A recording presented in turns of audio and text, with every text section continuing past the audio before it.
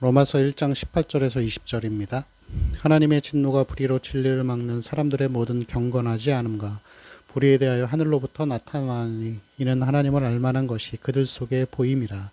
하나님께서 이를 그들에게 보이셨느니라. 창세로부터 그의 보이지 아니하는 것들 곧 그의 영원하신 능력과 신성이 그가 만드신 만물에 분명히 보여 알려졌나니 그러므로 그들이 핑계하지 못할지니라. 아멘. 예, 오래전에 어떤 한 학생이 제가 전도사로 있을 때 그런 질문을 한 적이 있었습니다. 예, 스스로가 굉장히 똑똑하다고 생각하는 친구였는데 이런 질문을 하더라고요. 우리나라 기독교가 들어온 지가 100년밖에 안 됐는데 그럼 100년 이전에 이 수천 년을 살았던 그 많은 사람들이 다 지옥에 갔나요? 네, 그렇게 질문을 하더라고요. 그래서 제가 두 가지로 답변을 해줬습니다. 하나는 뭐냐면은 여러분도 혹시 그런 질문 받아본 적 있으신가요? 100년 전에 기독교가 들어왔는데 그럼 그 전에 살았던 수천 년 동안에 살았던 그 많은 사람들 그리고 역사에 많은 선을 행했던 영향력을 끼쳤던 뭐 어떤 이순신 장군이나 뭐 이런 분들도 다 그럼 지옥 가냐 억울하지 않냐라고 이야기를 하죠. 그런데 사실 우리가 알고 있는 이 역사가 정확하게 다 기록되어 있다고 우리는 확신할 수 없습니다. 그리고 특별히 어떤 이 복음, 기독교가 언제 들어왔고 이런 것들을 일반 역사가 상세하게 기록하거나 그럴 이유도 사실은 없는 것이죠. 그래서 한 가지의 대답은 이 역사가 우리가 알고 있는 일반적인 역사가 완전하게 다 진실이다라고 우리는 확신할 수 없다라는 것이죠. 그리고 두 번째의 대답은 그럼 그들이 다 지옥에 갔냐? 예, 갈 수도 있습니다. 여러분 이렇게 대답하면 그럼 너무 억울하지 않냐? 왜 그렇게 많은 사람들이 다 지옥에 가냐? 예, 그렇게 우리는 또 질문할 수 있겠죠. 하나님이 그렇게 잔인하신 분이냐? 그런 생각이 들면은 우리는 하나님의 사랑에 많이 치우쳐 있다라는 거예요. 그만큼 우리의 신앙이 건강하지 않다라는 것을 반증하는 것이라고 할 수가 있습니다.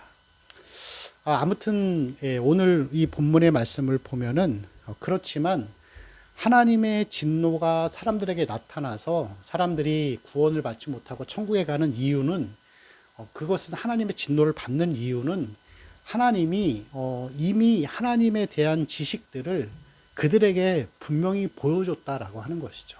그래서 핑계할 수 없다는 것이죠. 너희가 진노를 받고 지옥에 가는 것에 대해서 핑계치 못할 것이다. 그렇게 말씀하고 있는 것입니다.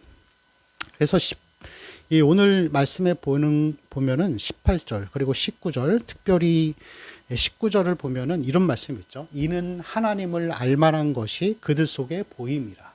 하나님께서 우리에게 이미 하나님에 대한 지식들을 주셨다는 거예요.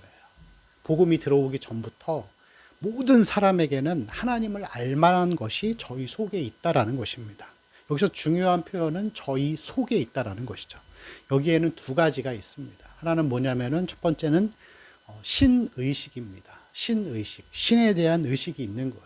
모든 사람의 마음에는 복음을 알던 모르던 간에 다 신적인 존재를 믿는 마음들이 있습니다.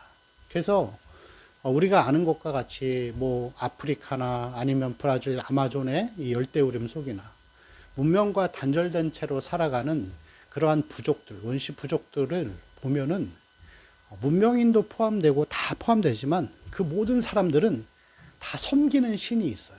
그게 뭐 나무 신이 됐든지 뭐 태양 신이 됐든지 뭔 신이 됐든지 간에 세상에 있는 모든 사람들, 이 원시인들조차도 마음속에는 이 신에 대한 의식이 다 있는 거예요. 하나님이 그 의식을 주셨기 때문에 우리가 진노를 받는 것에 대해서, 이 심판을 받는 것에 대해서 핑계할 수 없다는 것입니다. 그래서 어떤 사람들은 그렇게 얘기하죠. 난 무신론자다. 난 신 안 믿는다. 그 사람도 신이 있습니다. 그 사람에게 신은 자기 자신이 신인 거죠. 자기를 믿고 사니까. 믿음의 대상이 누구나 다 있다라는 것을 보여주는 것이 바로 이 신의식이라고 할 수 있습니다. 두 번째는 우리 속에 보인다고 할 때 두 번째는 양심이라는 것이죠. 양심. 모든 사람에게는 양심, 일반적인 양심이 있습니다. 이 양심의 기능은 뭐가 있냐면 보편적인 옳고 그름을 판단할 수 있는 거예요. 그래서 모든 어느 나라를 가도 아니면 원시 부족을 가도 각 나라의 문화나 어떤 인식이 조금씩 다르기는 하죠. 다르기는 하지만 문화 차이나 그런 것들이 있다 할지라도 기본적인 인식이 있는 거예요. 그래서 살인하거나 사람을 죽이거나 도둑질을 하는 거는 나쁘다라는 의식을 가지고 있는 거예요. 그게 양심을 하나님이 심어주셨다는 것이죠. 그리고 이러한 보편적 의식이 있다는 것이 바로 하나님을 알만한 것이 모든 사람의 마음속에 있다라는 것을 증명한다라고 할 수가 있습니다. 자, 두 번째는 20절에 나오는 건데, 이는 창세로부터 이 모든 그의 영원하신 능력과 신성이 그가 만드신 만물에 분명히 보여졌다, 알려졌다, 그렇게 또 말씀하고 있습니다. 첫 번째는 우리의 마음속인데, 두 번째는 세상 만물에 분명히 보여 알려졌다라는 것입니다. 그래서 시편 147편을 보면은 이 시편의 기자가 고백을 하는데, 하나님께서 땅과 하늘을 만드시고 바다를 만드시고 구름과 바람을 만드시고 또 동식물을 차례로 다 열거하면서 자연 만물을 지으신 분이 하나님이라는 것을 사람들은 기본적으로 알 수 있다라는 것이죠. 여러분, 이게 좀 흥미로운 사실 중에 하나가 있는데, 태양과 달과 지구의 관계에서 볼 때 태양은 달의 400배가 크기로 큽니다. 태양이 달보다 400배가 큰 거죠. 그리고 태양과 지구의 거리는 지구와 달의 거리에 또 똑같이 400배가 됩니다. 그래서 태양이 달의 400배 크기이고 태양과 지구의 거리가 지구와 달의 거리의 400배라고 하는 것은 눈에 보기에 그 똑같은 배수이기 때문에 눈에 보기에 우리가 이 낮이나 밤이나 봤을 때 해의 크기와 달의 크기가 똑같이 보이게 됩니다. 그리고 이러한 똑같이 보이는 크기와 거리 때문에 일식과 월식이 나타나게 되는 것이죠. 여기서 달의 지름이 1km의 오차만 있어도 이 일식과 월식은 온전하게 일어날 수 없습니다. 근데 여러분, 이러한 하나의 작은 사실만 봐도 자연 만물이 설계자가 있다라는 것이 당연한 거 아닐까요? 사람들은 우연히 빅뱅 이론을 통해 우연히 만들어졌다라고 하지만 하나님께서는 분명히 자연 만물을 통해서 신이라는 존재가 있다는 것을 보여줬다라는 것을 증명하는 것이라고 할 수가 있습니다. 그리고 세 번째는 이 세상의 역사입니다. 기독교의 역사를 보면은 하나님이 이 교회가 망하지 않도록 2000년이 지나고 아니 그 구약 시대를 다 포함해서 인류 역사가 시작된 이래로 이 기독교와 이 기독교 신앙이 계속해서 망하지 않는 이 모든 것들은 하나님이 반드시 존재한다라는 것을 우리에게 보여줍니다. 여러분, 이러한 이 세상의 역사 그리고 자연 만물과 우리 마음속에 있는 이런 것들은 모두 다 포함해서 일반 계시라고 그렇게 표현하는 것이죠. 자연 만물을 통해서 신이라는 존재가 있다. 우리 마음속에 있는 양심이나 이런 것을 통해서 신이라는 존재가 반드시 있다라는 것을 하나님이 증명하는 것이고, 이렇게 내가 너희들에게 보여줬기 때문에 너희들이 하나님을 몰라서 지옥에 간다, 이것을 핑계댈 수 없다라고 그렇게 말씀하고 있는 것입니다. 그러면서 이 사도 바울이 계속해서 이렇게 표현하는 것이죠. 이러한 불신자들도 하나님의 진노를 받는다고 한다면은 율법을 소유했던 유대인들은 얼마나 더 큰 심판을 받겠느냐. 그리고 신구약 예수 그리스도 이후에 신구약을 모두 알게 되고 복음의 사실이 십자가와 예수 그리스도의 복음이 명확하게 세상에 드러났는데도 이것을 믿지 않고 살아간다면 그 사람들에게 임하는 하나님의 진노는 얼마나 더 크겠느냐라는 것을 우리에게 말씀하고 있는 것입니다. 근데 여러분, 중요한 것은 뭐냐면은 사람들이 복음을 받아들이지 못하고 하나님의 진리를 받아들이지 못하고 하나님의 진노를 받는 결정적인 이유는 18절에 나와 있습니다. 18절에 보면은 이렇게 시작하죠. 하나님의 진노가 불의로 진리를 막는 사람들에 대하여. 불의로 진리를 막는 사람들. 여기서 막다라는 이 동사는 눌러버리다, 억누르다라는 뜻입니다. 그러니까 뭐냐면은 불의함으로 진리를 막는 거예요. 듣지 않는 거예요. 복음을 전해도 일부러 듣지 않는 거예요. 그리고 이 듣지 않는 이유, 복음을 거부하는 이유는 뭐냐면은 두 가지가 있습니다. 하나는 교만해서 그런 것입니다. 그래서 이 로마서 1장 22절에 보면은 스스로 지혜 있다 하나 어리석게 돼요. 스스로 지혜 있다라고 생각하는 거예요. 그럼 여러분, 우리가 그 사실들은 헬라인들을 가리키는 건데 지금 시대도 동일합니다. 지금은 과학의 시대이다 보니까 만약에 우리가 복음을 전하면은 사람들은 그렇게 이야기를 하고 반문을 하죠. 이 과학과 상식의 시대에 그러한 얼토당토한 신의 존재를 믿고 천국을 믿어? 라고 하면서 우리를 굉장히 무식한 사람을 취급하는 것이죠. 스스로 지혜 있다라고 생각하는 것입니다. 스스로가 믿지 못하는 거예요. 교만하기 때문에. 두 번째 이유는 악하기 때문에 믿지 못하는 것입니다. 사람들의 마음이 불의로 진리를 막고 악한 삶을 살아가고 있기 때문에 이 결론적으로는 복음을 받아들이지 못하고 하나님의 진노를 받게 되는 것입니다.